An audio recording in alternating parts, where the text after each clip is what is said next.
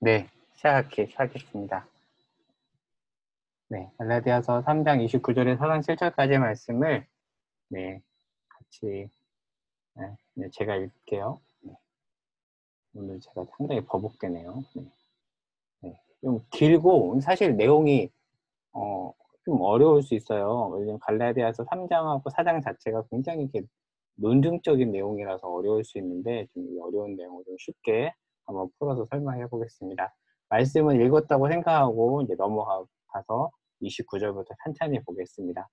3장 29절은 이렇게 말하죠. 너희가 그리스도에 거시면 곧 아브라함의 자손이며 상속자라고 하는데 딱 와닿는 표현이 아니잖아요. 그러니까 우리가 그리스도에 거시면 우리가 하나님의 상속자, 자손이면 상속자다라고 이제 얘기를 하는데 쉽게 말하면 갈라디아서 청중들을 향해서 여러분이 할례 받지 않아도 율법을 행하지 않아도 예수님 때문에 여러분 하나님의 자녀가 되었습니다라는 이제 그 이야기입니다. 어, 그러면서 이번에서 이렇게 정리해놨죠. 약속대로 유업도 이어받는다, 즉 상속자가 된다. 라는 건데 이제 빨간색 글씨로 정리해놨죠. 여러분이 잘나서 할례를 받았기 때문에 율법을 잘 지켰기 때문에 상속자가 된 게 아니라 딱 조건 하나입니다. 예수 때문에 상속자가 됐습니다. 이 얘기를 하는 겁니다. 이제 이어서 4장 1절인데 이렇게 설명하죠. 유업을 이을 자가 모든 것의 주인이나 어렸을 때는 종과 같아서 아버지가 정한 때까지 후견인과 청지기 아래에 있다라고 하는데요. 이 어렸을 때는 이라는 표현이 이제 미성년자를 일컫는 거거든요. 그러니까 여러분이 주인이긴 한데 미성년자 때는 노예와 같아서 아버지가 정한 때까지는 후견인과 청지기 아래에 있다라는 말. 이 말도 사실 굉장히 어렵죠. 그러니까 예수 때문에 예수를 조건으로 유업을 이을 자가 되었지만 아직 미성년자여서 노예와 똑같습니다라는 말이에요. 그러니까 아들하고 노예를 아까 동급으로 취급을 하죠. 사실 오늘날 관점으로 보면 선뜻 이해가 안 되는 말씀인데 이 말은 예수님이 오셔서 이룬 새 언약이 이전에 옛 언약 때 이스라엘 백성이 처한 상황을 설명하는 내용이에요. 근데 이제 이 표현을 이해하려면 이 당시 노예 제도와 귀족의 후손들에 관한 어떤 배경을 이해해야 됩니다. 옛 언약 백성의 상황이 로마 시대 노예 상황과 같다라고 제가 설명을 했죠. 근데 로마 시대의 노예는 우리가 흔히 아는 노예와는 상당히 다릅니다. 그러니까 로마 시대의 노예들은 나중에 자유인이 되고 아들도 될 수 있고 상속자도 될 수 있었습니다. 특별히 마태복음 25장 15절에 가면 주인이 노예한테 종한테 상당히 많은 금액을 맡기는 것을 볼 수 있거든요. 그러니까 우리가 보통 생각할 때는 주인이 종한테 돈 안 맡기잖아요. 근데 로마 시대 배경에서는 종은 그 정도의 지위가 있었고요. 나중에 자녀도 될 수 있었습니다. 주인의 재산을 상속받기도 했습니다. 상당히 좀 뭐라 그럴까요? 지위가 높다라고도 볼 수 있죠. 그러니까 단순한 노예가 아닌 거죠. 자, 3번. 옛 언약 백성의 상황이 로마 시대 귀족 자녀의 상황과 같다라고 했는데, 자, 귀족의 자녀가 미성년자라면 사실상 노예나 다름 없었습니다. 근데 사실 오늘의 관점에서 보면, 뭐지? 어떻게 노예와 자녀가 같지? 라고 생각할 수 있는데, 어떤 면에서 그런가? 유산을 약속받았지만, 아직 소유하지 못했다라는 면에서 귀족의 자녀나 귀족의 노예는 같다라고 이야기하는데, 사실 이 표현도 확 와닿지도 않고 쉽게 이해되지 않죠. 어떤 측면에서 이렇게 이야기하는가? 즉, 미성년자 자녀는 법적 상속인이지만 아직은 관리할 수 없어서, 그러니까 관리할 만한 실력도 없잖아요. 그래서 항상 그 자녀에게는 후견인과 청지기를 부모님이 붙여줬습니다. 그러나 이제 미성년자를 벗어나서 때가 되면 상속을 받죠. 그런 면에서 귀족의 자녀나 노예들은 똑같다. 여러분이 지금 그런 상황이다라고 지금 이 당시 사람들이 입장에서 보면 좀 이해할 수 있는 어떤 비유를 가지고 설명하는데 오늘날 우리가 사실 이 말씀을 읽으면 아마 반복해서 읽어도 쉽게 이해되지 않을 것 같아요. 이런 배경을 설명해 놨는데 강의를 듣고 나서 한번 강의 안에서 살펴보시면 조금은 더 이해가 되지 않을까 싶습니다. 그래서 정리해 볼게요. 이 말을 하고 싶은 겁니다. 예수가 오시기 전 약속의 자녀들은 로마 시대의 노예와 귀족 집안의 자녀와 같은 처지였다. 어떤 면에서 상속자로 정의됐지만 아직 실제 유산은 받지 못한 상황이라는 거죠. 그러나 예수가 오시면 실제 상속자가 된다라는 이야기를 갈라디아서 4장 1절에서 사도 바울이 말하고 있습니다. 이어서 이제 2절하고 3절을 보겠습니다. 정한 때까지 후견인과 청지기 아래에 있는 것처럼 우리도 어렸을 때에는 초등학문이 율법 아래에 있었다라는 이제 구절인데요. 1번을 볼게요. 예수가 오실 때까지 후견인과 청지기 역할을 한 율법 아래에 있었다. 즉 율법이 후견인과 청지기 역할을 했다라는 거예요. 그 밑에 줄을 보겠습니다. 즉, 그 부분이요. 즉, 상속을 받기로 약속받은 종과 자녀가 실제 상속받을 때까지 후견인과 청지기 아래에 있는 것처럼 우리도 잠시 율법 아래에 있었다가 때가 되어 유업을 받았다. 쉽게 잘 이해되지 않죠? 근데 한번 눈으로 한번 훑어보시고요. 다음 부분을 보겠습니다. 초등학문에 대해서 한번 간략하게 설명할게요. 이게 초등학문이라는 표현은 쉽게 얘기하면 기본 원리라는 뜻입니다. 그러니까 저급하다라는 뜻이 아니라 기본 원리라는 표현에 의해서 영어 성경에서는 베이직 프린시펄이라고 얘기하죠. 그래서 초등학문이라는 번역보다는 기본 원리라고 번역하면 좀 더 좋았지 않았을까라고 싶어요. 기본 원리는 그런 무엇인가? 율법이 기본 원리라는 겁니다. 마치 밑에서 세 번째 줄에 보면 율법이 초등학문인 이유는 1단계, 즉 언어를 배울 때 알파벳을 배우는 것 같은 기초 단계와 같기 때문이라는 거죠. 그러니까 율법은 1단계입니다. 근데 1단계는 거쳐야 되죠. 여러분은 지금 1단계를 거쳐서 2단계로 갑니다라는 그 얘기를 하고 싶은데 이 말을 사실 잘못 이해하면 1단계 필요 없네? 초등학문, 저급학문이니까 무시해도 되네 라고 이해할 수도 있겠지만 지금 사도 바울은 그 말을 하고자 하는 게 아니라 그 1단계는 잘 뛰어넘어야 됩니다. 근데 거기에만 묶여서는 안 됩니다 라는 말을 지금 이 표현을 가지고 하고 있는 겁니다. 자, 이제 결정적인 전환입니다. 이제 때가 차면 때가 차서 하나님이 그 아들, 그래서 대문자 썬이죠. 예수를 보내사 우리를 속량하셔서 이제 입양하셨다라고 이야기합니다. 과거에는 노예와 같은 신분이고 미성년자여서 약속은 받았지만 실제 어떤 상속권을 누리지 못했지만 이제 진짜 누립니다. 라는 얘기를 지금 4절에서 하는 겁니다. 특별히 4절에 한글 성경에는 그러나라는 접속사가 없는데 영어 성경이나 원문 성경에는 이 그러나라는 접속사가 있어요. 사실 있어야지만이 이 4절 말씀이 이해가 되거든요. 그래서 성경책 갖고 계신 분들은 4절 앞에다가 이 그러나라는 접속사를 쓰면 좋을 것 같습니다. 그 밑에 보시면 결정적 시대 전환, 법적 상속자이나 후견인 밑에 있었지만 이제 자유롭게 되어서 실제 상속을 누리게 되었다. 누구 때문에? 그 아들 예수 때문에. 때가 찼다라는 건 이제 그때가 왔다라는 거예요. 이제 약속이 이루어졌다라는 말을 하고 있는 겁니다. 속량과 진정한 자유, 율법 아래 매여 있었다가 때가 되어 하나님이 아들을 보내사 죄인을 속량하시고 그 아들의 명분을 얻게 하셨다. 이제 정당하게 유업을 이을 아들이 되었다. 여기서 말하는 속량은 값을 지불해서 샀다라는 뜻이거든요. 과거에 이렇게 노예를 값을 지불해서 주인이 사서 나중에 때가 되면 아들을 삼는 그런 문화가 로마 시대에 있었는데 어떤 그런 문화적 배경을 가지고 사도 바울이 이야기하고 있는 겁니다. 그러면서 이런 말을 하죠. 이제 진정한 자유를 누릴 수 있게 되었다. 노예 신분으로 살면서도 어느 정도 자유가 있었지만 아들 신분으로서 누릴 수 있는 자유와는 차원이 다르잖아요. 이제 여러분은 노예 신분을 벗어나서 이제 진짜 아들 신분이 되어서 진짜 참 자유를 누리게 되었다라는 이야기를 하고 있는 겁니다. 밑에 줄에 보면 로마 시대 노예에게 자유가 있다 해도 아들이 누리는 자유와는 다르다. 이제 아들이 누리는 온전한 자유를 얻게 되었다라고 말합니다. 그래서 자유에 대해서 이제 한 가지 메시지를 좀 전해볼게요. 성경이 말하는 자유는 내 맘대로 해도 된다라는 뜻에서의 자유가 아닙니다. 성경이 말하는 자유는 무엇을 할 수 있는 자유입니다. 예를 들면 이렇게 농구 잘하는 사람들을 향해서 이렇게 말하잖아. 저 공을 자유자재로 구사한다라고 하잖아요. 그때 말하는 자유는 내 맘대로 해도 되는 자유가 아니라 진짜 잘할 수 있는 것을 말하잖아요. 성경이 말하는 자유도 똑같은데 무엇으로부터 벗어나는 것을 의미하는 것이 아니라 무엇을 제대로 할 수 있는 것을 성경은 자유라고 말합니다. 그래서 갈라디아서를 향해 어떤 신학자들이 붙인 별칭이 있는데 갈라디아서를 보통 자유의 대헌장이라고 합니다. 자유의 대헌장.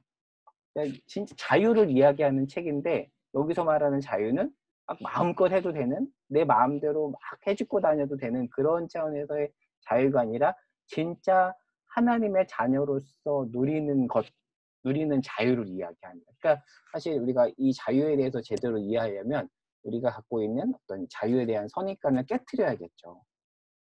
다음 페이지를 보겠습니다. 실험 이야기를 간단하게 해볼게요. 어느 심리학자가 100명의 아이들을 두 그룹으로 나누어서 넓은 들판에서 마음껏 뛰어놀게 했는데, 한 그룹은 그냥 이렇게 경계 없이 들판에서 뛰어놀게 했고, 두 번째 그룹은 이렇게 경계를 쳐줬대요. 자, 어느 그룹에서 아이들이 자유롭게 뛰어놀았을까요? 우리가 볼 때는 경계가 없는 여기서 자유롭게 뛰어놀았을 것이라고 생각이 되는데, 실험 결과에 따르면 그렇지 않았다고 합니다. 그림으로 보여드릴게요. 이게 제가 한번 그림으로 표현한 건데, 경계가 없은 이 A 구역에서는 오히려 이렇게 자기들끼리 이렇게 뭉쳐 있으면서 뭔가 움켜져 있었는데, 이렇게 경계를 쳐줬을 때 오히려 더 자유롭게 뛰어놀더래요. 이걸 통해서 알 수 있는 자유는 무엇인가? 제가 좀 이따가 설명할 비유인데 여기 앞부분에 정리를 해놨죠. 이 부분 한번 읽어볼게요. 두 번째 줄부터 2km의 반경을 선으로 경계 삼아 주었을 때 그 아이들은 2km에 꽉 차게 마음껏 활발하게 뛰어놀았어요. 한계를 정해주지 않았을 때 아이들은 두려워하여 더 넓게 나가지 못했고, 한계를 정해주었을 때 오히려 그 한계 안에서 마음껏 뛰어놀았다라는 실험 결과가 나오면서 한 신학자가 이런 말을 해요. 인간은 창조주 하나님이 정해주신 한계 안에 있을 때 제일 자유롭다. 한계가 없는 게 자유로운 게 아니라 한계가 있어야지만이 자유롭다라는 것을 이 실험을 통해서 알 수 있는 거죠. 재밌는 비유를 하나 들어볼까요? 물고기가 있죠? 물고기가 물속을 막 뛰어놀다가 물속이 너무 답답해서 이렇게 잠깐 물 밖을 보니까 저 멀리 너무 멋진 백사장이 있는 거예요. 그래서 이 물고기가 마음을 먹고, 그래, 나 물을 벗어나서 저 백사장에서 자유롭게 있어야지 하고 하루 종일 누워 있다면 어떻게 될까요? 굴비가 되겠죠. 네. 약간 재미있는 얘기인데 지금. 네. 그러니까 물고기의 진짜 자유는 물속을 벗어나는 게 자유가 아니라 물속에 있는 게 진짜 자유라는 거죠. 우리가 흔히 생각하는 자유는 멋멀어도 벗어나는 거라고 생각하지만, 진짜 자유는 하나님이 정해주신 어떤 테두리 안에 있는 것이 사실은 진짜 자유라는 거죠. 기차의 비유인데요. 서울과 부산을 20년 동안 왕복한 기차입니다. 이 기차가 너무 이제 지겨우니까 나에게 자유를 달라고 해서 이 기차에게 자유를 주었을 때 어떤 일이 벌어질까요? 너무 뻔한 사실이죠. 탈선. 그렇죠. 그러니까 기차가 어디에 있을 때 제일 자유롭죠? 기차는 레일 위에 있을 때 제일 자유롭습니다. 그러니까 레일을 벗어나는 것이 자유가 아니라 레일 위를 달리는 것이 기차에게 있어서 진짜 자유라는 것을 알 수가 있겠죠. 그래서 3번 이제 정리해봤습니다. 기차의 자유는 레일을 벗어나는 게 아니라 레일 위를 달리는 겁니다. 그래서 이제 우리는 어떤 존재가 되었냐면 자유로운 존재가 되었는데, 예전에는 율법을 무서워서 지켰어요. 혼낼까봐, 혼날까봐. 좀 더 극단적으로 얘기하면 지옥 갈까봐, 안 지키면 지옥 갈까봐, 벌 받을까봐 무서워서 지켰다라면, 이제 갈라디아서에서 말하는 건 뭐냐면 여러분이 이제 율법을 자유롭게 지키는 존재가 되어서 율법을 지키는 겁니다. 이 사실을 잊지 마십시오라고 이야기하는 거예요. 상당히 다르죠. 무서워서 지키는 것과 자유롭게 지키는 존재가 되어서 지키는 것은 다른데, 성령 안에서 새롭게 태어난 사람은 후자라는 거죠. 그래서 사실 남포교회에 아주 굉장히 독특한 강조점이 있는데, 박 목사님이 꾸준히 설파했던 강조점이죠. 율법을 자유롭게 지키는 존재가 되라고 늘 이런 메시지 하잖아요. 공포로 지키지 말라고 하죠. 예전에 신앙생활 할 때는 저도 그랬거든요. 뭔가 무서워서 지켰는데 그것을 뛰어넘어서 자유롭게 지키는 존재가 되어서 지키라고 하죠. 그래서 뭔가 조종한다거나 겁박한다거나 강요하지 않잖아요. 근데 그 이면에는 사실 이런 메시지가 있다라고 저는 생각합니다. 근데 물론 오용될 수 있죠. 오해할 수 있습니다. 강요하지 않으니까 그러면 내 마음대로 살아도 되겠네라고 오해하지만 그건 어디까지나 오해입니다. 사실 남포교회에서 제대로 신앙생활하는 신앙인이라면 저는 정말 이렇게 생각해요. 진짜 자유를 누리며 살아가는 신앙인이 돼야 된다라고 생각합니다. 뭔가 누가 강요해서가 아니라 그냥 내가 내 스스로 그런 존재가 되어서 말씀대로 살고 그 안에서 자유를 누리고 기뻐하는 그런 신앙이, 저는 정말 우리 새가정부가 이 코로나 어려운 시기이긴 하지만 이런 신앙인이 되었으면 좋겠어요. 누가 강요하지 않고 이렇게 뭔가 누르지 않아도 있는 곳에서 진짜 자유를 누리면서 하나님 안에서 신앙생활을 하는 그런 우리 부원들이 되었으면 좋겠습니다. 네, 이어서 마지막 부분 6절에서 7절입니다.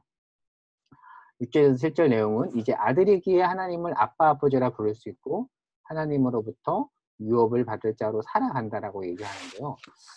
하나 이제 구분을 해보겠습니다. 사실 우리도 하나님의 자녀잖아요. 근데 예수님도 하나님의 자녀죠. 근데 차이가 있습니다. 그러니까 예수님은 하나님으로부터 나신 친아들, 더 선, 대문자 선이고요. 우리는 그 아들의 가치를 지불하고 입양한 양자죠. 그러니까 시작은 다르지만 사실 똑같이 상속권을 누립니다. 그래서 ESV 스터디 바이블에 보면 이 헬라어 휘오이 아들이라는 이 단어는 1세기 로마의 입양 및 상속법에서 사용된 법적 단어이다. 이 단어는 남녀를 막론하고 하나님의 가족으로 입양되어 현재 하나님의 자녀의 모든 특권과 의무와 상속권을 향유하는 모든 그리스도인의 지위를 가리킵니다. 실제 이제 로마에서는요, 자녀를 전쟁에서 잃으면 괜찮은 노예를 사서 아들 입양자로 삼아서 상속을 시켰대요. 그러니까 우리는 우리를 그렇게 보면 될 것 같아요. 우리는 친아들은 아니에요. 덧선 유일한 아들은 아니지만 예수로 값을 지불하고 산 양자들인 거죠. 근데 양자라고 해서 뭔가 좀 부족한 게 아니라 로마 시대에 그 괜찮은 노예들이 아들이 되어서 상속권을 누린 것처럼 진짜 그렇게 상속권까지 누린 그런 아들이라는 거, 뭐 그렇게 정리하면 좋을 것 같습니다. 네, 이제 아빠 아버지라 부를 수 있게 되었다라는 이 부분인데요. 헬라어 문법을 보면 부르짖는 주체가 우리가 아니라 성령님이다. 그러니까 우리가 하나님을 아빠 아버지라 부를 수 있게 하신 분은 바로 누구인가? 성령 하나님이다라고 이렇게 정리해 볼 수 있겠죠. 성령 하나님을 통해서 우리는 하나님을 이제는 아빠 아버지라고 부를 수 있는 놀라운 그런 특권을 받게 되었습니다. 아빠라 부를 수 있는 자녀의 신분의 특권, 이 부분에 관련해서 한 가지만 좀 짚고 넘어갈게요. 잘 아시겠지만 그 구약 백성들은요, 하나님을 감히 하나님이라고 부르지 못했습니다. 왜냐하면 10계명, 3계명 때문인데 10계명, 3계명에 보면 여호와의 이름을 망령되이 부르지 말라고 하잖아요. 그래서 이스라엘 백성들은 하나님을 부를 때도 하나님이라는 단어를 쓰지 않았다고 합니다. 대신 뭐 대체의 단어를 쓴 거겠죠. 예를 들어서 하나님 나라라는 단어도 하늘나라라고 부르고, 그만큼 어떤 하나님에 대해서 숭상하고 경건하게 생각을 하는 거죠. 그러다 보니까 이제 어떤 일이 벌어지냐면, 먼저 출애굽기 3장 14절에 하나님이 자신을 향해서 스스로 있는 자라고 얘기하잖아요. 근데 이 단어를 자음 알파벳 기호로 하면 YHWH예요. 사실 히브리어는 원래 모음이 없었거든요. 그래서 자음만 있습니다. 원래 성경 원본은. 근데 이 스스로 있는 자라는 이 문장에 나오는 하나님의 호칭을 자음으로 쓰면 YHWH인데, 이 단어에 대한 나름의 어떤 발음이 있었어요. 하지만 이 구약 백성들은 10계명, 3계명에 의거해서 그 발음대로 부르지 못하고 아도나이라고 불렀습니다. 이게 쉽게 얘기하면 이런 거예요. 안성이라고 쓰고 유한나라고 읽는 거예요. 이런 식으로. 왜? 안성이라고 감히 부르지 못한 겁니다. 그러다 보니까 시간이 흐르면서 진짜 원래 발음을 잊어버린 겁니다. 이스라엘 백성들이. 근데 나중에 이제 성경을 재발행할 때 단어를 쓰긴 써야 되잖아요. 그래서 이 YHWH라는 이 단어에다가 나의 주님을 뜻하는 아도나이의 모음을 붙여서 예호와가 됩니다. 사실 이제 우리 보통 성경에서 여호와라는 단어는 이제 여기서 이런 식으로 해서 나온 단어거든요. 좀 복잡하죠. 그러니까 왜 이 단어가 나왔냐면, 이스라엘 백성들이 하나님을 하나님이라고 감히 부르지 못한 데서 출발하면서 원래 발음은 잊어버리고 나중에 성경을 발행할 때 이름을 써야 되다 보니까 이게 끼워 맞춰서 나온 단어가 바로 여호와라는 단어입니다. 아주 독특한 역사가 있죠. 하나님을 감히 부르지 못했던 거예요. 경건함과 숭고함이 있긴 하지만 사실은 그 이면에는 어떤 신에 대한 공포와 무서움도 있었습니다. 그런데 오늘 본문에서 뭐라고 얘기하죠? 이제 예수와 성령 하나님의 사역으로 이제 하나님을 우리가 굉장히 친밀하게 아빠, 아버지라고 부를 수 있게 되었습니다. 예수 때문에 우리가 하나님과 그런 관계가 되었다라는 거죠. 그렇다면 우리가 질문해 봐야겠죠. 우리는 과연 그 지위를 누리고 있는가? 하나님을 아버지라 부를 수 있는 특권을 가지게 되었는데 그 특권을 누리고 있는가 물어볼 수 있겠죠. 이와 관련해서 제가 C.S. 루이스의 책 내용을 갖고 왔는데요. 참 이 나니안덱에서 참 재밌는 게요. 아슬란을 이렇게 표현해요. 착하면서도 무서운 존재라고 이야기합니다. 뭔가 모순적인 표현이죠. 착하면서 무서운 존재는 없잖아요. 착하면 안 무섭거나 아니면 무서우면 나쁘잖아요. 근데 C.S. 루이스는 아슬란이 착하면서도 무서운 존재라고 얘기해요. 빨간색 글씨만 한번 볼까요? 위험한 존재가 아니라 하더라도 무서운 존재로서는 변함이 없다라고 얘기해요. 그러니까 루이스가 하나님에 대해서 이 아슬란 통해서 어떤 분인지 알려주고 싶었던 거예요. 하나님은 정말 좋은 분, 착한 분인데 무섭다. 이렇게 설명을 하는데 한번 이 사자만의 옷장에 나오는 표현 한번 볼까요? 그 끝에 부분에 보면 이렇게 말하잖아요. 그는 안전하지 않다. 물론 안전하지 않지만 좋다라고 얘기하죠. 그러니까 안전하지 않지만 좋은 분. 안전하지 않다는 것은 좀 무서운 분이라는 거잖아요. 딱 사자를 보는 순간 무섭잖아요. 그런데 좋은 분이다 라고 얘기해요. 너무 멋있는 표현 같아요. 그래서 저도 지난번에 저희 딸한테 이 부분을 가지고 한참 자전거 타면서 이야기를 해줬는데, 시연아, 하나님이 어떤 분인지 알아? 나니안데기에서는 아슬란을 가지고 아슬란을 향해서 무섭지만 착한 분이라고 하는데 하나님이 정말 그런 분이야. 더 이상 더 설명을 안 붙였어요. 그냥 그 이미지를 아이가 그냥 갖고 하나님에 대해서 이해할 수 있도록 더 설명은 안 붙였는데, 저는 좀 어린 아이들에게 하나님이 어떤 분인지 잘 소개해 줄 수 있는 너무 멋진 비유라고 생각합니다. 하나님은 무섭지만 착한 분이다. 그럼 그림을 한번 볼까요? 이게 그 캐스피언 왕자에서 보면 얘가 이제 막내 루시거든요. 루시가 여정을 따라가다가 아슬란을 봐요. 다른 형제들을 못 봅니다. 아슬란을 딱 만나서 아슬란과 대화하는 장면인데, 이 무서운 사자가 눈높이에 맞춰서 루시와 대화하는 장면은 참으로 인상적이죠. 무섭고 무게가 있는 분이지만 너무 좋은 분. 마지막 그림을 하나 보여드릴게요. 이거는 그 나니안데기 동화 사파를 그린 폴린 베인즈라는 사람이 직접 그린 사파인데요. 참 너무 인상적이지 않나요? 사자가 아이들하고 막 뛰어놀죠. 뭔가 무게가 있고 위험이 있으면서도 아이들하고 친밀하게 가까이 있는 이 모습. 하나님이 그런 분이라는 거죠. 하나님은 여전히 무게감을 갖고 있지만 우리에게 너 이제 나를 아빠라고 불러도 돼. 난 너의 아빠야. 하지만 위험이 있어. 이렇게 이야기하는 거죠. 마지막 컷입니다. 아슬란, 착하면서도 무서운 존재. 사자마녀 옷장에서 루시와 수자는 아슬란과 장난을 치며 노는 영광을 노린다. 그렇다고 해서 아슬란의 위험이 줄어드는 건 아니에요. 그렇게 노니까 위험이 줄어들 수 있잖아요. 근데 위험이 줄어들지는 않습니다. 그러니까 하나님이 친밀한 아빠라고 해서 가볍게 대하라는 말은 아니에요. 그래서 재미있는 얘기인데 여러분 혹시 그 찬양 아세요? 나는 주의 친구라는 찬양 아시죠? 나는 주의 친구, 나는 주의 친구. 그 찬양이 있는데 어떤 되게 보수적인 교회에서는 하나님을 친구라고 부르면 안 된다라고 해서 그 교회에서는 이 찬양을 부를 때 어떻게 부르냐면 나는 주의 제자, 나는 주 이렇게 부르더라고요. 왜 그렇게 불러 했더니 어떻게 하나님을 나의 친구라고 부를 수 있어? 감히 부를 수 없으니까 그렇게 하는 거야 라고 하긴 하는데, 저는 얼마든지 친구라고도 할 수 있을 거라고 생각해요. 그러니까 친구라고 해서 가볍게 대해야 되는 건 아니지만 어떤 면에서 하나님은 우리의 친구이고 친밀한 아빠죠. 그러나 동시에 위험이 있으신 분. 이 두 가지가 다 있으신 분. 하나님은 우리와 친밀한 존재이면서 동시에 영광스러운 분이라는 두 가지면은 우리가 잘 알고 하나님의 하나님됨을 알고 누리며 살아갈 수 있으면 좋겠고요. 마지막 제가 줄에다가 이런 글을 적어놨죠. 저는 그래서 이 하나님을 좋은 롤모델로 삼아서 본다면 좋은 아빠, 좋은 권위자는 이런 존재여야 되지 않을까 싶어요. 뭔가 권위도 있어야 되죠. 무섭다라는 표현이 좀 그렇지만 권위가 있지만 착한 이 두 가지면 다 가진 아빠와 리더가 저는 정말 좋은 리더 아빠라고 생각을 하는데 부록으로 한번 생각해 볼 수 있는 부분인 것 같아서 간단하게 기술해 봤습니다. 네, 소그룹 나눈 질문 4가지 적어봤는데요. 뭐 오늘 사실 앞부분이 너무 어려운 부분이어서 제가 어제부터 오늘 아침까지 한 3-4번 예행 연습을 했는데도 이거 어떻게 쉽게 설명하지 고민하다가 오늘은 참 너무 어렵다라고 그냥 생각하면서 하나님께 은혜로 맡기면서 이렇게 시작을 했는데 그래도 저는 제가 잘 설명 못했을지라도 여러분이 제대로 이해했을 거라고 생각을 하고요. 그래서 오늘 내용을 통해서 깨닫게 된 점, 배운 점을 한번 나누어 보시고요.